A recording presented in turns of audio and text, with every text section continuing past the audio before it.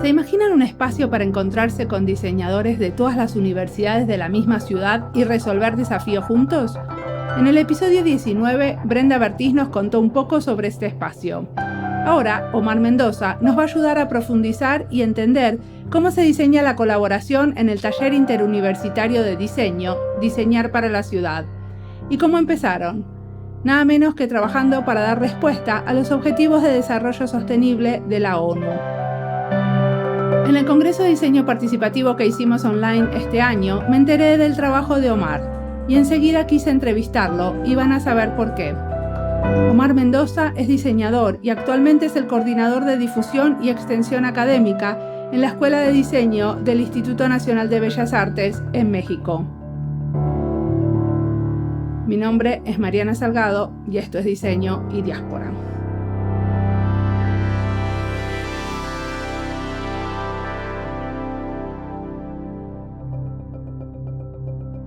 Soy Omar Mendoza, soy diseñador gráfico de licenciatura. Después hice una especialidad en gráfica computacional. Esta especialidad la hice a finales de los 90, cuando no había la educación de software dentro de las universidades. Entonces había que hacer una especialidad para poder comenzar a dominar estas herramientas. Entonces a finales de los 90 hice esa especialidad. Y después hice la maestría en lenguajes visuales. ¿En dónde la hiciste la maestría? La maestría en un instituto que está acá en la Ciudad de México que se llama Instituto de Investigación en Comunicación y Cultura, que es dentro de todos los institutos que existen dentro de la escuela, dentro de la Ciudad de México. Es joven en cierto sentido, tiene cerca de 14 años, o sea, es una buena cantidad de años, pero es de los jóvenes dentro de las escuelas de la ciudad. Y bueno, una parte interesante de eso es que me permitió a mí hacer un pivote dentro de mi carrera, porque lo cierto es que yo hice una licenciatura en una universidad tecnológica, en la Universidad Tecnológica de México. Y pues bueno, ahí estaba mucho más enfocado a trabajar cosas que estaban mucho más relacionadas en el hacer. Y sobre todo, esta escuela tenía una modalidad donde si metías cursos de manera intensiva, podías acabar la licenciatura en 3 años. Entonces, de una manera muy kamikaze, me hice la licenciatura porque la hice en 3 años, pero aparte, pues salí muy joven, salí de 21 años de la licenciatura. Que eso ya después cuando lo reflexionas como docente, te das cuenta de que hay una serie de situaciones que tienen que suceder en tu vida para poder tener la suficiente madurez de afrontar lo que se viene más adelante. Entonces, sí, ya que lo reflexiono desde este lado, haber salido de 21 años de la universidad, sí fue como un choque con respecto a la madurez que todavía me faltaba en ciertos aspectos para poderlo afrontar, pero lo solventé porque algo que hice fue, aparte la licenciatura se desarrollaba en cuatrimestres, no en semestres como es la educación tradicional en México. Yo 2 cuatrimestres antes entré a trabajar al Instituto Nacional de Antropología e Historia, que es quien rige todas las ruinas arqueológicas, los museos del país, y entré a trabajar porque mi interés en ese momento era la museografía. Yo estaba haciendo todo esto para estar trabajando en museografía. Entré a trabajar ahí bajo la modalidad de prácticas profesionales. Bueno, acá en México le llamamos esta modalidad de servicio social, que es que tienes que ir a trabajar a instituciones públicas para cumplir con este requisito. Y que es en un periodo de 6 meses. Eso es como en vez de hacer el servicio militar. Un poco parecido, digamos que de cierta forma, el servicio social en México existe, sobre todo para las escuelas públicas, porque aquí prácticamente las escuelas públicas son muy baratas, o sea, estoy hablando que, por ejemplo, la UNAM, la Universidad Autónoma Metropolitana, te llegan a cobrar hasta no más de $2 por tu educación semestral. Y el servicio social se creó para que en los últimos semestres de los estudiantes en ese periodo vayan y trabajen en instituciones públicas un poco como para devolver el beneficio de haber recibido una educación casi gratuita, ¿no? Y en ese sentido, de pronto se permeó también a las universidades privadas. Yo estudié en una universidad privada, que también tenemos que hacer el servicio social. y lo fui a hacer al Museo Nacional de Antropología. Bueno, el Instituto Nacional de Antropología, y después me derivaron a una oficina que se llama Coordinación Nacional de Difusión de Antropología. Ahí estuve trabajando yo en proyectos de ferias de libro, museografía, hasta que en el 98, un día pasando por el World Trade Center de aquí de la Ciudad de México, vi así un letrero enorme que decía Expo Internet.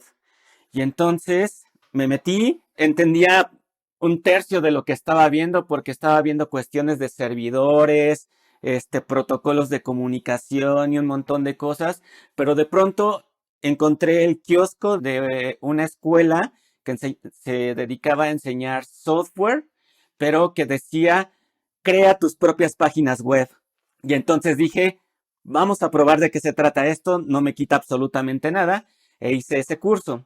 Obviamente para ir a hacer ese curso necesitaba pedir permiso en el trabajo para poder salir temprano y ya me fui, hice el curso, lo terminé. Las herramientas que utilizábamos en ese entonces eran muy rudimentarias y pues había que hacer código prácticamente. Yo la ventaja que tenía es que desde muy niño aprendí código, aprendí BASIC en una Commodore 64. Entonces el código no me resultaba completamente ajeno. Y hago este curso y en el 99, a finales del 99 más o menos, mi jefa me dice, oye, tú tomaste un curso de web el año pasado y fíjate que estamos tratando de guiar mucho mejor el proyecto del sitio web del instituto. ¿Te gustaría participar en él? Le digo, sí, pero es que mi camino es como la museografía. Me dice, mira, probemos y si no te regresas a estos proyectos que estabas haciendo. Perfecto. Entonces, había nada más para que la gente tenga un contexto de cómo sucedía el Internet de los 90. Los departamentos que creaban los sitios web prácticamente estaba hecho de gente de informática, programadores, ingenieros, que eran prácticamente los que generaban estos sitios web. Y pues bueno, el look and feel del sitio web era eso, muy parecido a un sistema computacional de Office 3.1, ¿no? Entonces, prácticamente para lo que a mí me estaban llevando era como para mejorar la gráfica visual de este sitio web. Había una persona que ya estaba a cargo, que había comenzado a hacer algo, que prácticamente sus conocimientos también eran muy empíricos porque él realmente había estudiado filosofía, pero sabía un poco de código y comenzó a hacer esto.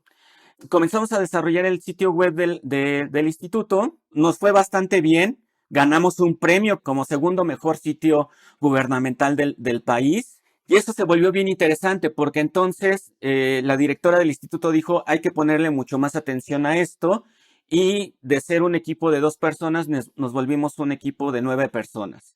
Y lo más interesante es que comenzamos a crear un equipo multidisciplinar. En ese entonces nadie hablaba de experiencia de usuario, nadie hablaba de arquitectura de la información. Comenzamos a hablar de usabilidad. Muchas de las cosas que fuimos haciendo las fuimos implementando empíricamente, algunas cosas que yo había leído de los libros de Nielsen, y comenzamos a aplicar ese tipo de cosas. Y ahora que, por ejemplo, existen estos puestos como de UX Writer, pues bueno, en ese entonces nos asignaron 4 historiadores que se dedicaron a crear contenido exclusivamente para el sitio web y los cuales comenzaron a generar una dinámica y una metodología de cuál era la forma correcta de poder comenzar a implementar que la lectura fuera correcta dentro de un sitio web, que no fuera igual que el que hacían en los folletos, en los libros, sino que realmente fuera un contenido que se volviera agradable para la persona que lo estaba leyendo a través del sitio web.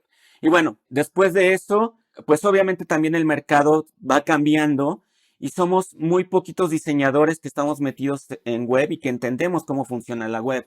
Entonces también un poco como sucede ahorita con los diseñadores de experiencia de usuario o diseñadores de interfaz, pues van brincando de un trabajo en otro porque obviamente las empresas se están peleando el talento. Un poco me sucedió a mí así, porque me busca una empresa de 2.0, de estas empresas de inicios de los 2000 que estaban con mucho dinero y creando estos grandes portales de internet. Me voy a trabajar con ellos, salgo del instituto, un poco también porque obviamente trabajar en gobierno era complicado salarialmente, o sea, ganaba muy poco dinero y acá me estaban triplicando el sueldo. Con lo que yo no contaba es que después iba a venir la caída del Nasdaq y bueno, se acabó la ilusión de trabajar en una 2.0. Después me fui a trabajar a otra empresa, a una agencia de publicidad. En ese sentido, también duró muy poquito esa relación y en algún momento pensé, ¿qué estoy haciendo y por qué estoy saltando de un trabajo en otro? Creo que ya tengo ahorita el suficiente conocimiento para poder generar mi propio proyecto. Entonces, generé un despacho y ese despacho lo tuve cerca de 14 años, donde trabajamos estrategias de comunicación digital. Y nos fue muy bien hasta que, pues bueno, nuestros intereses se comenzaron a separar un poco y también la economía no nos benefició. Creo que eso es una parte importante que sería como para otro episodio que tendría que ver con diseño y emprendimiento, que es poder tener la capacidad y los conocimientos administrativos de poder gestionar un negocio, nuestra capacidad de poder desarrollar los proyectos y poder desarrollar las soluciones de diseño no era el problema, sino más bien tener la capacidad de administrativamente poder llevar un negocio. Que bien a mal lo llevamos 14 años, pero ya llegó un momento que terminó. Pues bueno, ahí terminó, digamos, como mi vida de emprendedor. Bueno, no es cierto, todavía hice una empresa de fútbol digital. ¿Qué quiere decir fútbol digital? ¿Como una cosa, como una PlayStation para jugar al fútbol? No, más bien era como la aplicación de Nike de entrenamiento, pero para futbolistas. En algún momento, cuando estaba teniendo yo el despacho, trabajamos mucho con empresas de fútbol. Trabajamos con la Federación Mexicana de Fútbol, trabajamos con la Johan Cruyff University, que es una universidad dedicada a aspectos de fútbol para directivos. Trabajamos con la Asociación del Jugador, que es algo muy parecido al sindicato de jugadores profesionales de fútbol. Y vaya, a partir de eso hicimos una serie de relaciones en la cual fuimos descubriendo ciertas necesidades acerca del mercado y nos dimos cuenta de que había muchos chicos que no tenían la posibilidad de entrar a una escuela o que no tenían posibilidad de simplemente de poder ir a entrenar fútbol en otros momentos que no fueran los que tenían en su casa. Entonces generamos una aplicación con ciertas rutinas de entrenamiento que aparte los videos te los explicaban jugadores profesionales y jugadores de la selección mexicana de fútbol. Ok, ¿y cómo se llama? Así le dijo a mi hijo. Se llama Kicker, ya no está arriba porque también fue de esos emprendimientos donde se nos acabó el dinero. O sea, aquí hay un aprendizaje importante, que no siempre los diseñadores podemos tener grandes ideas, pero a veces nos falta mucho la capacidad de saber cómo administrar o poder asignarnos correctamente los recursos y tenemos que rodearnos de las personas correctas para eso. Pero bueno, los videos los pueden encontrar, de hecho, en Instagram, están arriba, se llama Kicker. Y bueno, prácticamente era resolver eso. Ahí tuvimos un montón de aprendizajes, sobre todo también en cuestión de género, porque para nosotros eran los chicos que quieren ser futbolistas profesionales y de pronto nos encontramos a las chicas de Estados Unidos que quieren entrar al college a través de una beca deportiva. Y entonces eso también nos cambió mucho el panorama de cómo estábamos pensando realmente en nuestro usuario, ¿no? Pero paralelamente a toda esa historia, cuando yo hice esta especialidad en compografía, que de hecho la hice en la escuela donde ahora trabajo, que es la Escuela de Diseño del Instituto Nacional de Bellas Artes, que es una escuela pública federal, yo estaba haciendo la especialidad y en algún momento, en alguno de los módulos que estábamos llevando, el profesor, por problemas de salud, de pronto no llegaba a las clases.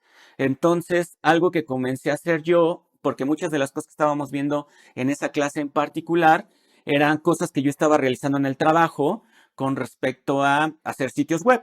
Entonces lo que me puse a hacer fue explicar cosas que yo estaba viendo en el trabajo a mis compañeros de clase.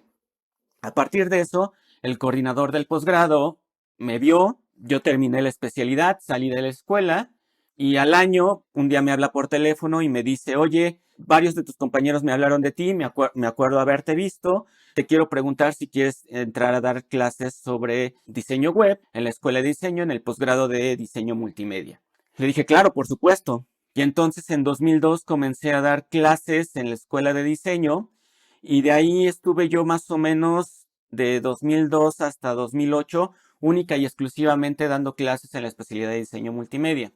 En 2010 me comienzo a integrar mucho más en otras actividades de la escuela. También el que era mi jefe, que era el coordinador de la especialidad, se va a hacer una maestría, a él desarrollar la maestría, y entonces me quedo yo como coordinador de esa especialidad. Y a partir de eso, pues bueno, comencé a implementar ciertas dinámicas o ciertas didácticas que comenzaron a generar otra dinámica completamente distinta dentro del cuerpo académico de la escuela. Es decir, comenzamos a tener clases abiertas al público, sobre todo para comenzar un poco a propagar mucho más la idea de que era el multimedia bajo la perspectiva que lo estábamos viendo en la escuela. O sea que en una clase común podían ir los vecinos del barrio a tomar clases. Exactamente, o cualquier persona que estaba preguntando a través de el correo electrónico de qué se trataba la especialidad para saber si concursaba para entrar el siguiente año, y entonces le decíamos, vente, observa de qué se trata la clase y convéncete si es lo que deseas, ¿no? En algunos casos eran clases, en otros casos eran conferencias, pero bueno, fuimos modificando. Luego en 2012 me integro a la licenciatura en diseño, que esa es una parte importante que tiene la escuela. La Escuela de Diseño de Limba, su licenciatura es en diseño, no es en diseño gráfico, no es en diseño textil, no es en diseño industrial, es diseño, lo cual ha permitido generar un perfil, se le llama integral, en la cual no es que te vuelvas un todólogo, pero sí tiene una visión mucho más estratégica acerca del diseño, volverte mucho más una cuestión de facilitador de proyectos, en el cual entiendes cuáles son las necesidades y requerimientos de los diferentes diseños para poder generar proyectos. ¿De qué manera es estratégico? Parte de lo que se hace, por ejemplo, en los últimos semestres hay cursos que de hecho son los que yo doy actualmente, que es la de planeación estratégica, en la cual revisamos diferentes metodologías y diferentes herramientas con las cuales generamos planes a través del análisis de un problema en la cual no sabemos en qué va a terminar el proyecto. Comenzamos analizando de qué se trata el contexto, de qué se trata el problema, quiénes son las personas que están involucradas y bueno, y un poco lo que comenzamos a hacer este año es comenzar a también entender los pluriversos que involucran, es decir, ya no solamente comenzar a centrarnos en el diseño centrado en las personas, sino también en todos los entes vivos que tienen que ver con el contexto, ¿no? Y sobre todo también en una cuestión de prospectiva. Algo que hemos ido modificando en ese sentido es comenzar a ver el diseño nada más como soluciones a corto plazo y comenzarlo a ver también como soluciones a largo plazo. Si yo siembro esta semilla a través de esta solución, cómo esto puede modificar la vida de las personas y del entorno en 5, 10, 15 años, de tal manera que pueda generar un beneficio hacia ese entonces, ¿no? Prácticamente un poco es como ir modificando esta acción en el sentido de, bueno, vamos a hacer una silla. Ya le estás diciendo al alumno qué es lo que tiene que hacer. No hay otra forma de que pueda descubrir eso más que hacer una silla. Pero si entonces le dices, existe un problema en el salón de clases acerca de cómo los alumnos están interactuando, entonces tenemos que encontrar todos los problemas que existen alrededor de eso, cuáles son sus principales causas, cuáles son sus efectos a través de herramientas como por ejemplo el árbol de problemas, a través de eso convertirlo en un árbol de objetivos, comenzar a trabajar un poco con la complejidad en el sentido de entender qué se refiere a la biosfera, qué se refiere a la tecnosfera, qué se refiere a la nosfera, al mundo, a esta esfera de la cultura y de las ideas, y cómo todo eso permite generar sistemas complejos, los cuales pueden terminar en una solución de diseño, que también va a ser una solución de diseño compleja, pero visto sistémicamente, permite generar estas soluciones que pueden ayudar en prospectiva, a resolver la vida de las personas y del entorno. Entonces, este tipo de modificaciones también ha ido permitiendo modificar el plan de estudios de la escuela. Por ejemplo, la escuela se crea hace cerca de 60 años. Y bajo la perspectiva de la escuela en ese momento, de hecho la escuela se llamaba Escuela de Diseño y Artesanías. O sea, era parte de, digamos, de alguna forma de la misma caja, el diseño y las artesanías, y se veían en un conjunto.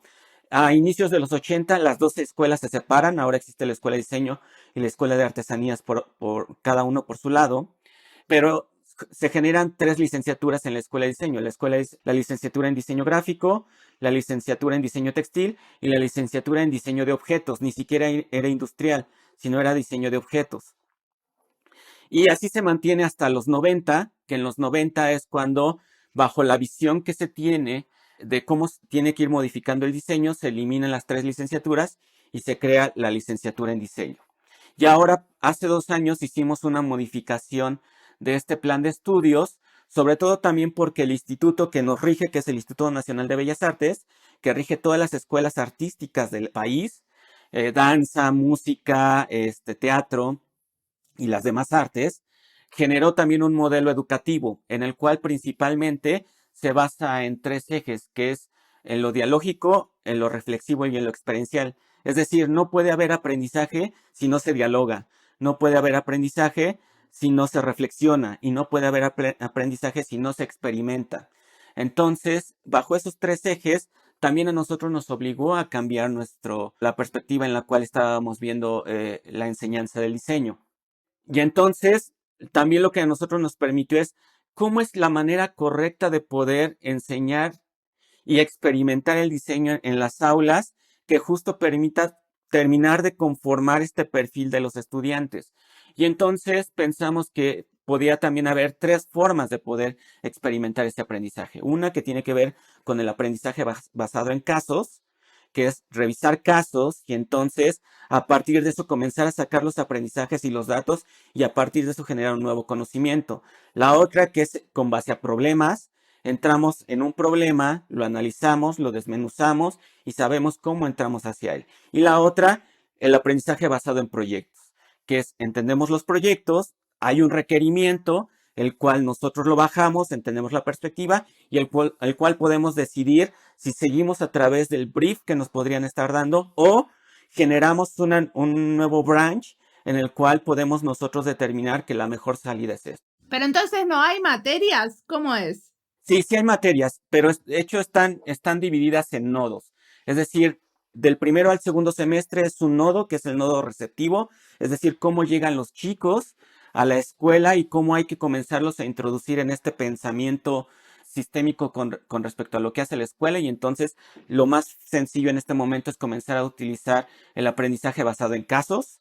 Después existen los nodos intermedios, que es el del tercero y cuarto semestre y el del quinto y el sexto semestre, donde los chicos comienzan a generar aprendizaje basado en proyectos, que es mucho más en el sentido de necesitamos rediseñar esto, necesitamos reconstruir esto. Es decir, todavía no entran en la cuestión de entrar a un problema, desmenuzar el problema y entender qué es lo que va a salir, ¿sí? En este caso, por ejemplo, ahorita trabajaron con el rediseño de un sistema instruccional.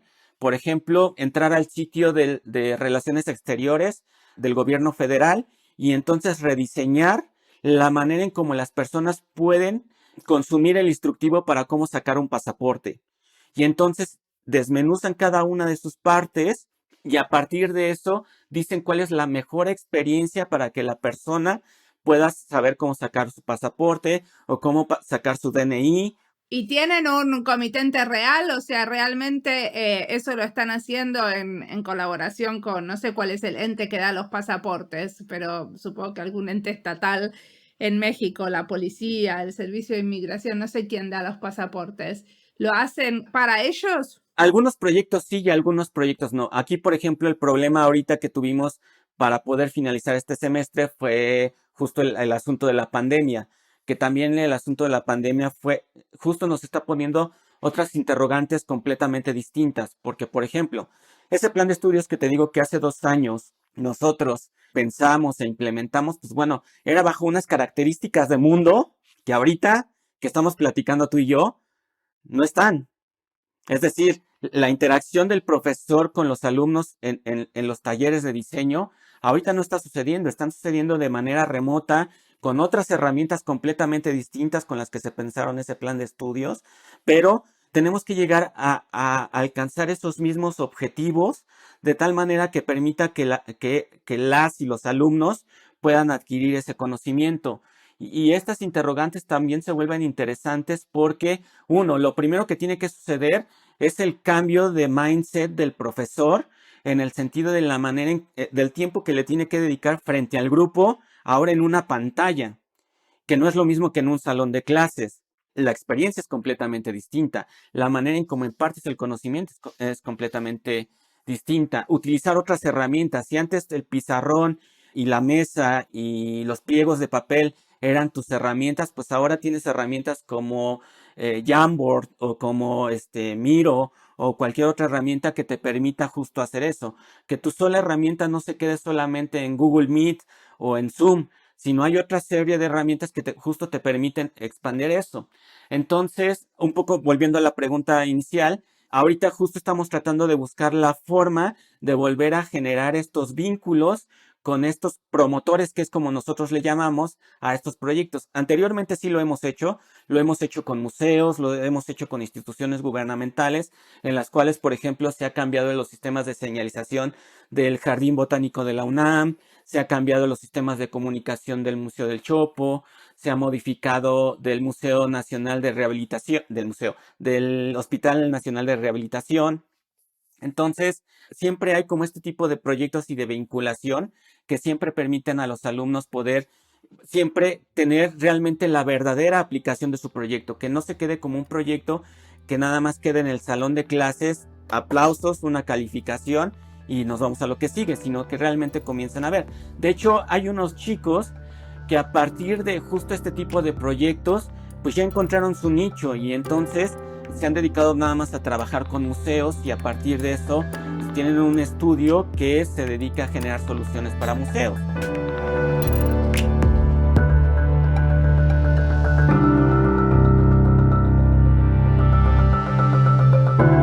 Me parece importante que en esta serie no sean solo profesores o profesoras contando sobre sus materias, sino también cómo se crean estos espacios de interacción para facilitar el encuentro entre diseñadores. Creo que esto tiene mucho potencial, todavía inexplorado en su totalidad. Enseñar diseño se trata muchas veces de esto, de abrir espacios de interacción y sostenerlos en el tiempo. Pensar a quién invitar y con qué rol. Y espacios de diseño para trabajar en red son imprescindibles, porque sabemos que solos no podemos y con nuestro pequeño grupo de amigos y colegas tampoco es suficiente.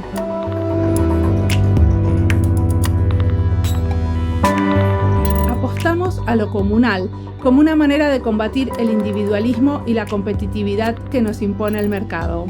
Está difícil ser diseñador hoy y muchos de nosotros no tenemos puestos permanentes en lugares que nos inspiran. Y por eso, crear espacios solidarios para colaborar es sobre lo que queremos aprender.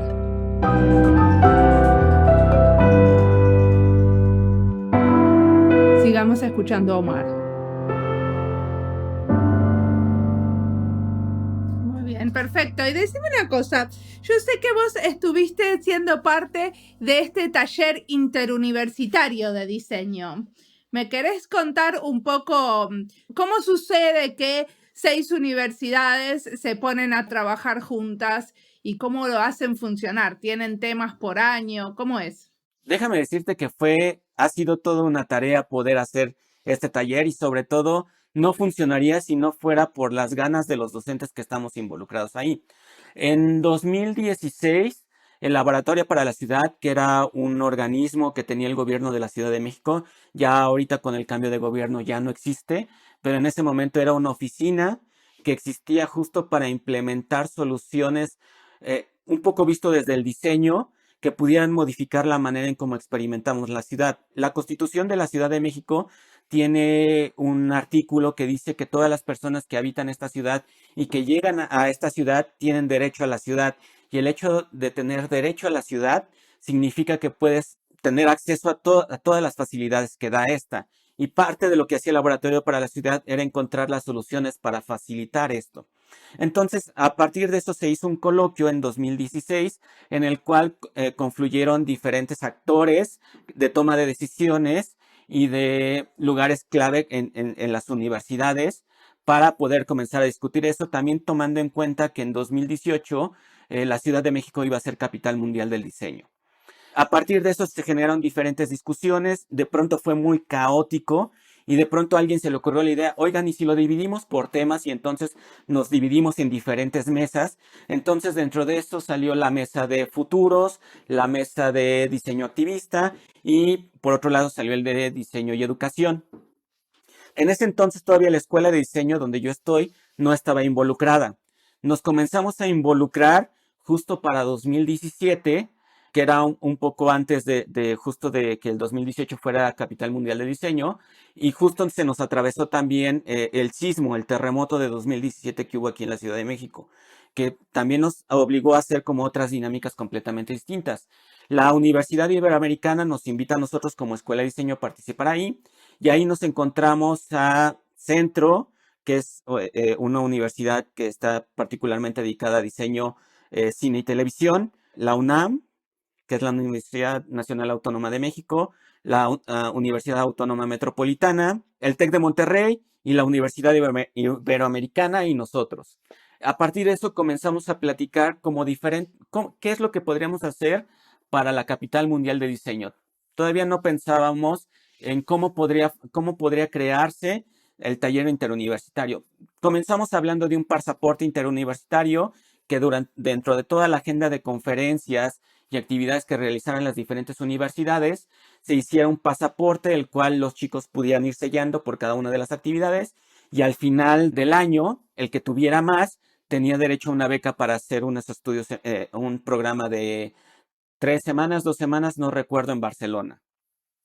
Esto sucedió sin ningún problema, pero dentro de estas pláticas de pronto resultó, ¿y si hacemos un taller el cual involucra a los alumnos de todas las escuelas que estamos platicando aquí, y entonces a partir de eso pudiéramos hacer que trabajen juntos y comiencen a sacar ideas, y a partir de eso se generó una dinámica de trabajo entre los docentes que estábamos trabajando en ello, y al final resultó que íbamos a hacer el taller interuniversitario. Una de las partes importantes para que pudiera funcionar el taller interuniversitario es que se involucrara dentro de la currícula de cada una de las universidades. Es decir, que les diera una calificación a los alumnos que estuviera reflejado en su currícula. O sea que hacer este taller universitario es como lo mismo que hacer un taller de diseño. O sea, yo en vez de hacer mi taller de diseño normal que da mi universidad, puedo ir a este taller interuniversitario y hacerlo ahí si quiero.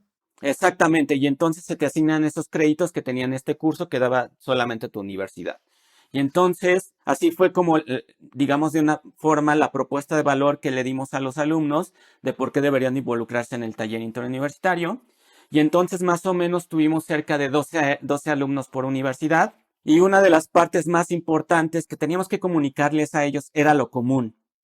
Es decir, estamos hablando de 3 universidades particulares, privadas, y 3 universidades públicas, donde las realidades de los alumnos son completamente distintas, porque existen los chicos que están, lo que les te contaba hace rato, chicos que pagan no más de $2 por su inscripción, o por ejemplo en el caso de nosotros, no más allá de $100 por su inscripción, a chicos que pagan algo así parecido a $8,000, por ejemplo, por decir algo, por su educación.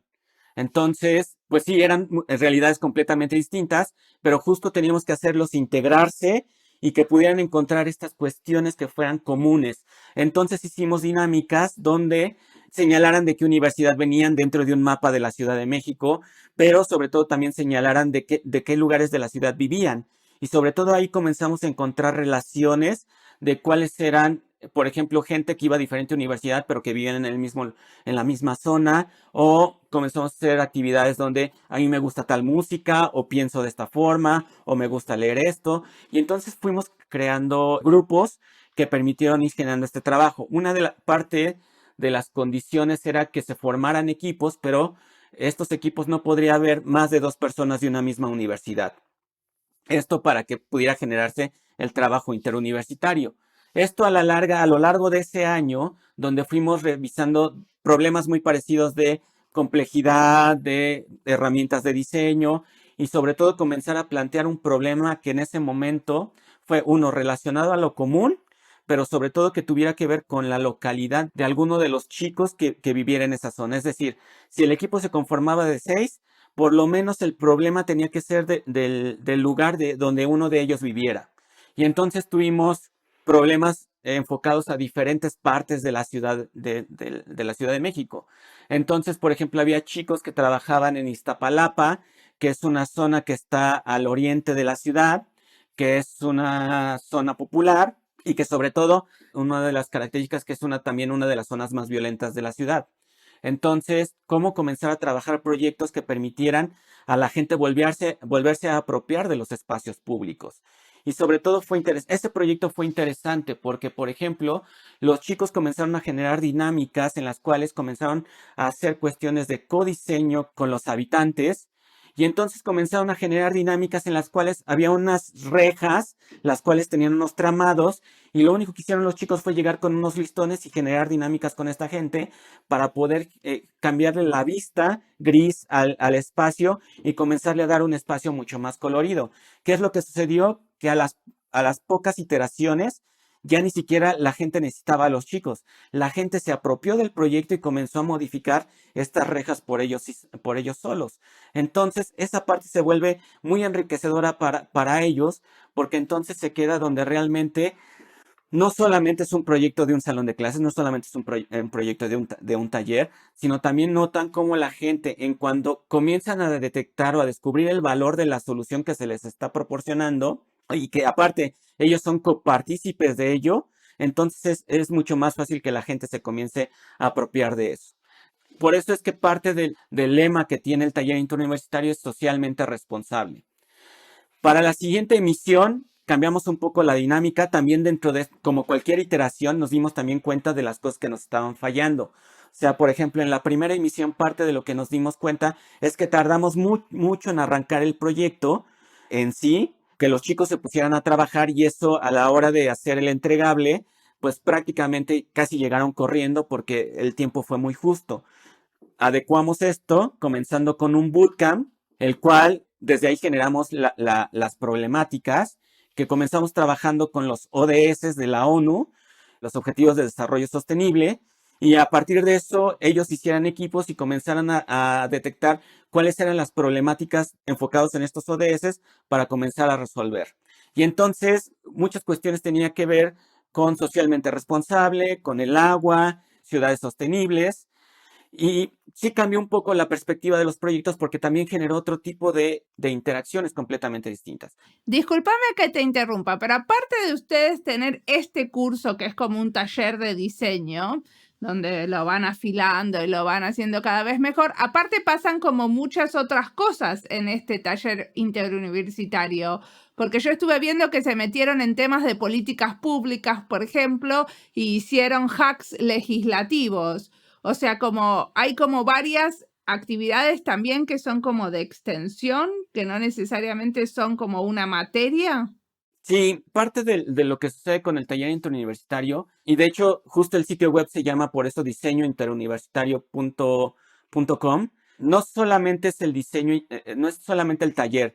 El diseño interuniversitario justo es generar diferentes dinámicas y diferentes cuestiones que permitan interactuar con otros actores completamente distintos.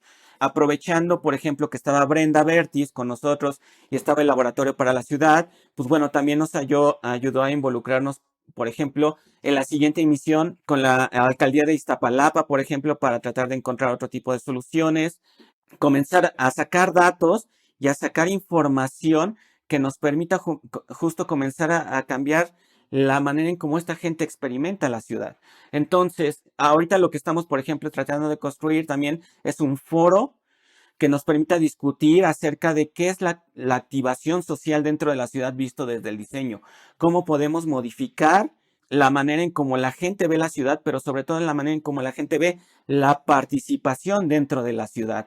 Es decir, comenzar a construir esta ciudadanía de una manera mucho más robusta que permita que las personas no solamente vean a la ciudad como ese lugar que habitan, sino también la ciudad que es ese lugar del cual tienen muchos derechos y que a veces, muchas veces, aunque lo diga la Constitución, hay que luchar y pelear por ellos.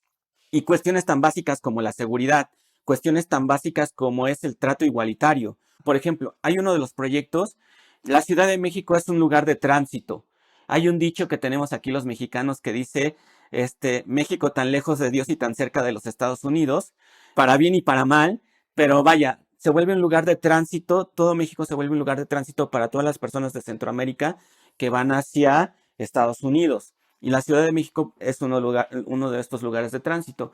Y de pronto hay ciertos lugares, como la Condesa, que puede ser muy parecido a Palermo, en el sentido que de pronto ves a personas de Centroamérica pues bueno, ya sea trabajando lavando coches en una esquina, pidiendo dinero, y de pronto hay como esta cuestión de desigualdad y falta de empatía de trabajos en ellos.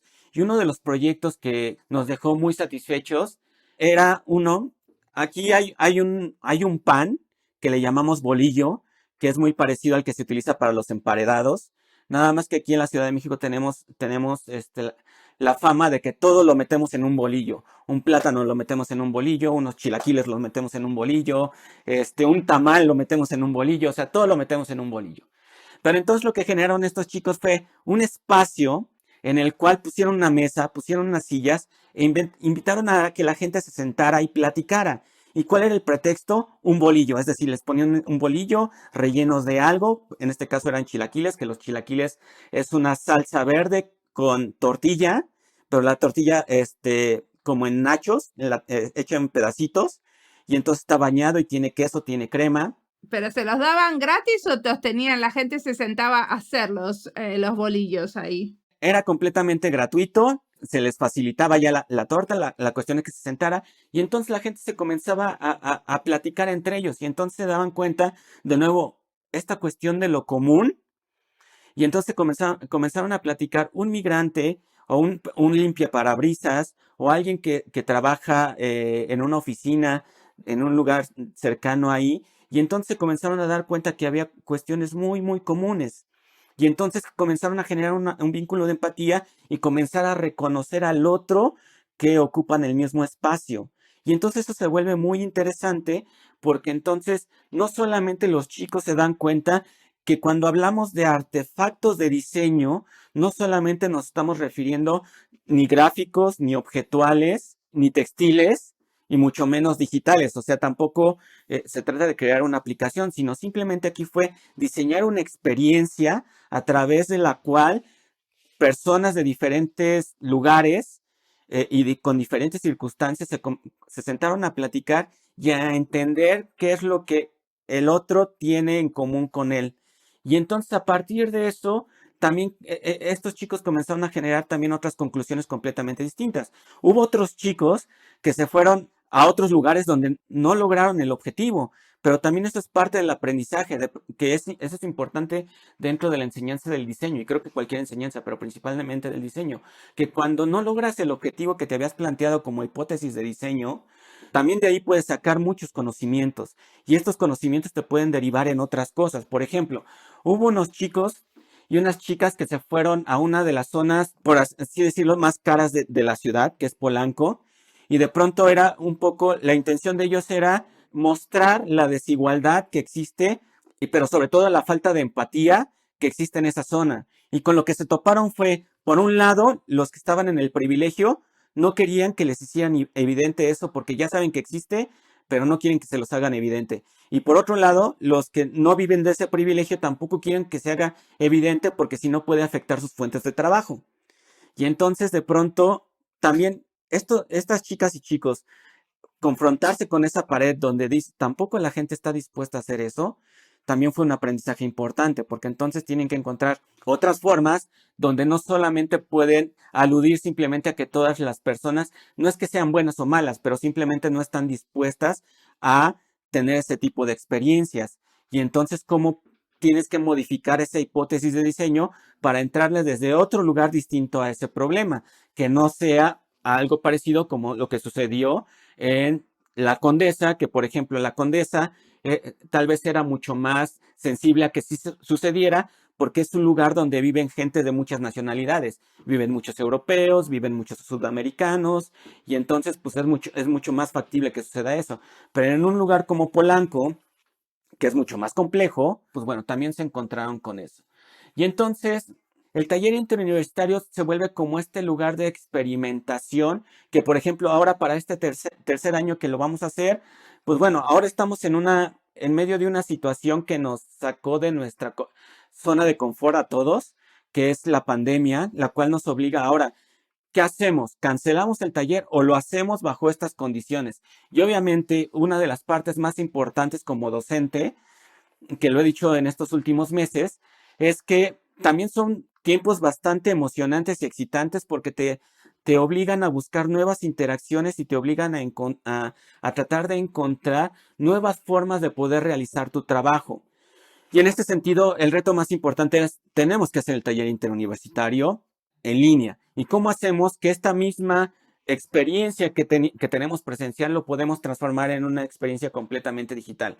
A lo mejor cuando ya existan las condiciones para poder salir, pues no nos vamos a regresar todos y estar las 120 personas dentro del mismo lugar. Pero a lo mejor sí lo que podemos hacer es generar dinámicas que nos permitan estar en algunos momentos juntos y en otros momentos no.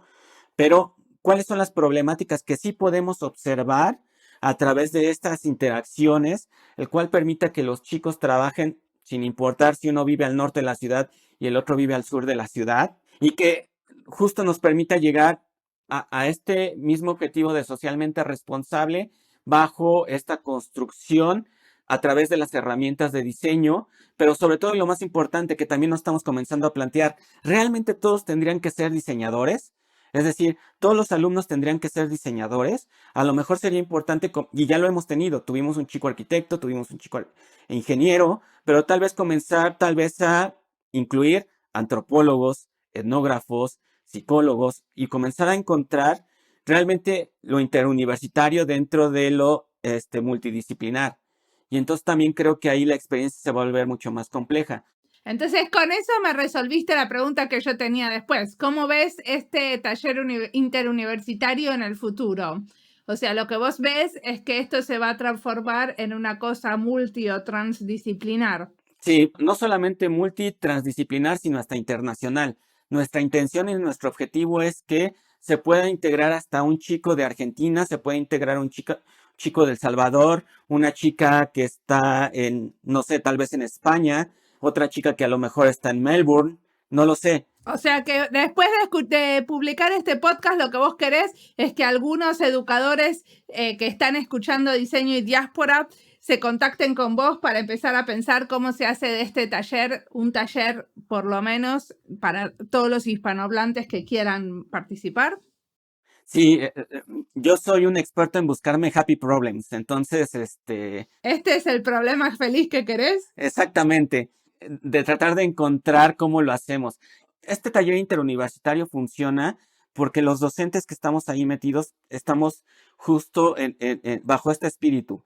Regularmente, y no sé si tiene que ver un poco con la cultura que tenemos de pronto de la televisión y de del cine, en la cuestión de este pique o competencias que puede haber entre instituciones. Y aquí no ha resultado para nada todo eso, todo al contrario, nos reconocemos en nuestras fortalezas, nos reconocemos en las cosas que podemos aportar, tenemos confianza completamente, no sé, yo confío completamente en Diego, que es del CIDI de la UNAM, en Inés, que es del TEC, en Sandra, que es de la UAM. Y aparte, no sé cómo es ahí, pero por ejemplo, en Argentina muchos de los docentes no dan clases solamente en una universidad, entonces son docentes en varias a la vez. Entonces, en realidad no existe este pique porque no es que uno tiene puesta una sola camiseta de una universidad. Sí, sobre todo también eso es importante, es decir, la movilidad de docentes es también importante y eso pues, te hace de alguna otra forma que tengas muchísimas camisetas o realmente no tengas una camiseta más que realmente el de la educación, que esa tendría que ser la camiseta importante. Entonces, esta confianza y esta compenetración y el hecho de que yo con los ojos cerrados, si no puedo estar en una reunión, confío completamente en lo que ellos decidan y que en la próxima reunión lo que ellos determinaron lo vamos a hacer con los siguientes pasos y que no tengo que debatir absolutamente nada, creo que esa es una de las partes más importantes de este trabajo y de lo que estamos haciendo con el taller interuniversitario. Prácticamente lo que sí es una de nuestras metas próximas es comenzar a compenetrarnos más con otros tipos de actores, un poco como lo que sí sucede con la escuela de diseño y sucede en cada una de las universidades, tratar de encontrar estos promotores que nos permitan comenzar a implementar estas soluciones de diseño de una manera muy particular, resolviendo problemáticas específicas bajo la necesidad de esta institución o de esta organización. O la otra, que también es lo que te decía en un momento, comenzar a rebasar estas barreras del interuniversitario de nada más estas 6 universidades, 5 universidades, sino ya comenzar a pensar realmente a todo esto. Algo que nos interesa mucho es construir el gremio del diseño a una cuestión regional. No sabemos si es nada más latinoamericana, no sabemos si es continental. La intención es comenzar a construir el gremio del diseño de tal manera que comience a existir estos espacios de interacción que no solamente tengan que suceder en un congreso, sino que realmente pueda ser parte de esta currícula y que termine reflejándose en los créditos que obtiene cada alumna y alumno en sus diferentes instituciones, pero sobre todo que nos permita también generar otro tipo de discusiones y otro tipo de reflexiones alrededor del diseño a través de lo que se está viendo desde las universidades, pero desde estos proyectos que están haciendo las alumnas y los alumnos. Bueno, la realidad es que, por ejemplo, en Europa existe eso de Erasmus, que los alumnos tienen la posibilidad de ir a hacer un cuatrimestre a otro país, un cuatrimestre, un año, lo que sea, a otro país europeo y cambiar ese. En Latinoamérica tenemos muy poco de ese tipo de intercambios. Sí, son muy pocos los intercambios, pero además también son como muy específicos en el sentido de que vas, tú te mueves a este país y haces este tipo de intercambio. Y aquí la intención es que cada uno desde ese lugar tengamos este lugar donde todo el mundo confluye y con sus respectivas problemáticas, con sus respectivos contextos, aporten a esta solución de diseño, a estas discusiones de diseño. Y creo que también eso también nos obliga a nosotros también comenzar a generar mucho más contenido en español, que es algo que ha comenzado a ver por lo menos en los últimos años. Cada vez comienza a haber mucho más contenido en español acerca del diseño y de estas reflexiones acerca del diseño. Digo, este mismo podcast es justo el reflejo de eso, ¿no? La intención y la necesidad de pronto entender otras reflexiones del diseño que suceden en otros contextos, pero también qué sucede con las reflexiones de diseño del lugar donde vivo, que sean mucho más cercanas y mucho más empáticas acerca de lo que yo estoy viviendo.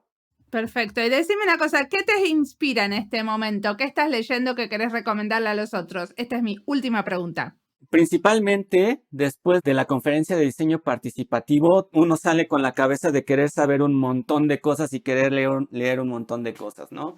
Estoy tratando de meterme un poco más en esta cuestión de los pluriversos y tratar de entender justo, comenzar a dejar de lado un poco el antropocentrismo y comenzar a entender esta biosfera como su totalidad en aras de encontrar otras áreas de oportunidad para el diseño.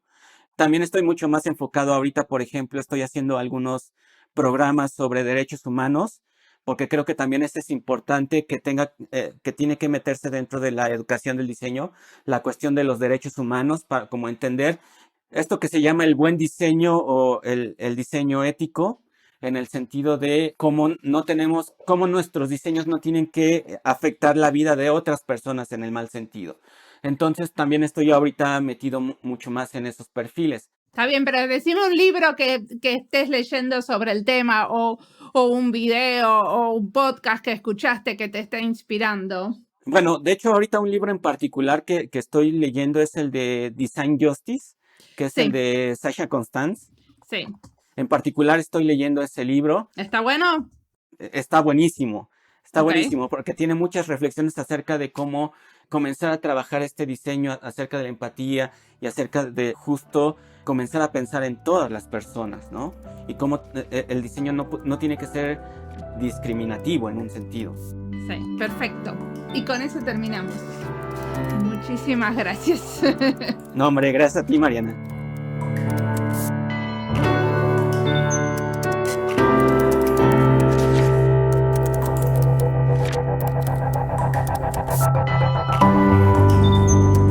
Al final de la entrevista, Omar dice que está pensando en contenido que se relaciona con los derechos humanos. En un episodio anterior, Esteban Rico nos contaba cómo su materia en la Universidad de Buenos Aires, durante muchos años, se centró en estos temas. Así que si les interesa el tema, quizás se puedan saltar a su episodio. Y esto de recomendarles episodios no lo hago solo porque quiero difundir el contenido del podcast, sino también porque creo que hacer un podcast es también abrir un espacio de interacción para diseñadores con los mismos objetivos. Algunos me contaron que encontraron colegas con quien colaborar a partir de diseño y diáspora, y eso me emociona. Ahora que sé que estas cosas pasan, a veces también me animo a sugerirlas.